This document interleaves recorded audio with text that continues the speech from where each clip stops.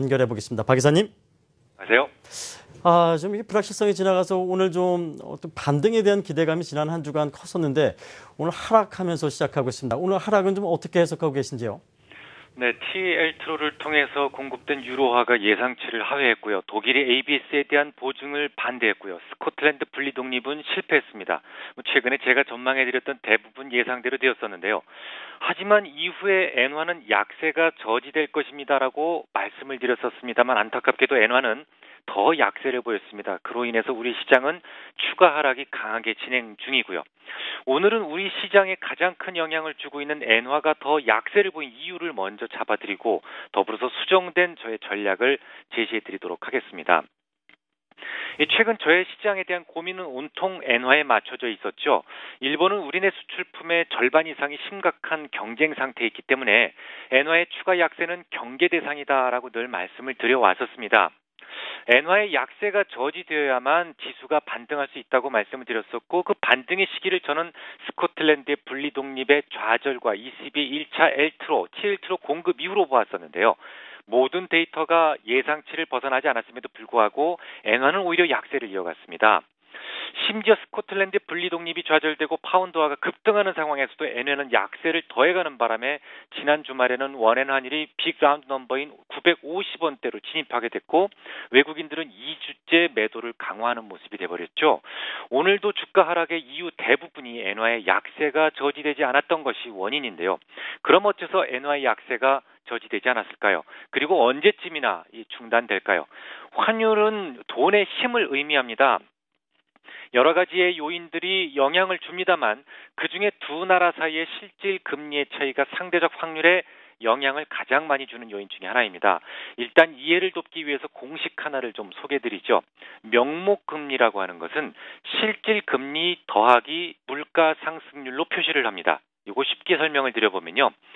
지금 은행에서 금리를 3% 쳐준다고 해보죠. 1억 맡기면 300만 원 준다는 얘기죠.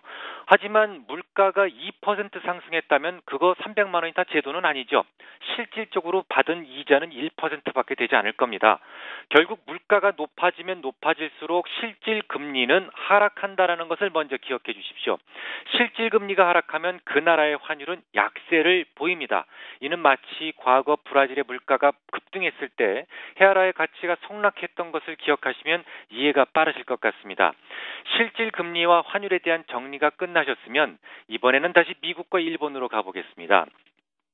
미국의 경우에는 최근 긴축의 시기가 앞당겨질 수 있다는 전망이 강해지면서 금리의 하락이 저지된 반면에 일본은 지난 4월 소비세가 인상된 이후에 물가가 급하게 상승했습니다. 이 실질 금리를 마구 끌어냈죠.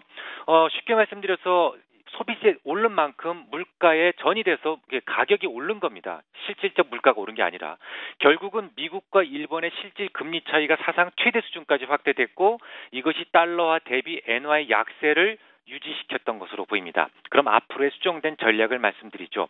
결론부터 말씀드리자면 저는 여전히 엔화의 약세는 950원이 네크라인이라고 믿고 있습니다. 950원이 일시적으로 깨진다고 하더라도 곧 강하게 복귀될 것으로 저는 생각을 합니다. 그렇게 생각하는 첫 번째 이유는 일본의 소비세 인상이 일회성 요인이기 때문입니다. 물론 한 번 더 남았습니다. 한 번 더 남았지만 지금 당장은 그렇습니다. 소비세 인상으로 인해서 물가가 급등했지만 이것은 4분기에 가까울수록 희석될 수밖에 없다라는 생각이고요. 이것은 곧 일본의 실질 금리를 다시 상승시키게 되면서 엔화의 약세는 일시적으로 저지될 것으로 저는 보고 있습니다. 둘째, 그것을 외국인들도 잘 알고 있지 않을까 생각이 되는데요. 외국인들은 최근 우리네 증시를 2주째 매도하고 있다지만 오늘도 좀 매도를 하고 있습니다만 잘 보면 사실 그 부지 매입에 10조 원이나 쏟아부었던 자동차 업종에 대한 매도가 절반입니다. 2,500억 원이나 됐고 또 알리바바의 상장으로 인해서 포트폴리오 리밸런싱에 대한 그 소프트웨어 업종에 대한 매도가 한 2,500억 정도 집중되어 있었습니다. 결국 이들 두 업종에 대한 매도를 빼면 외국인들은 우리 시장에 대해서 그냥 관망하자라는 정도의 수준이었지 그저 매도하자라는 그런 의미는 아니었던 것 같습니다. 물론 저의 생각이 그렇다라는 것이지 만약 제 생각이 틀려지고 다른 요인들에 의해서 엔화의 약세가 지속돼서 950원을 하향하고 다시 반등하지 못하고 굳어진다면 우리 증시는 안타깝게도 2차 하락이 전개될 수도 있기 때문에 늘 950원 경계는 늦춰서는 안 될 겁니다. 하지만 시황과 관련돼서 저의 생각은 언제나 80% 이상 맞아왔다고 전 생각합니다. 저는 엔화 950원 주변에서 오히려 집중적으로 편입을 시도할 생각입니다. 네, 잘 들었습니다. 네.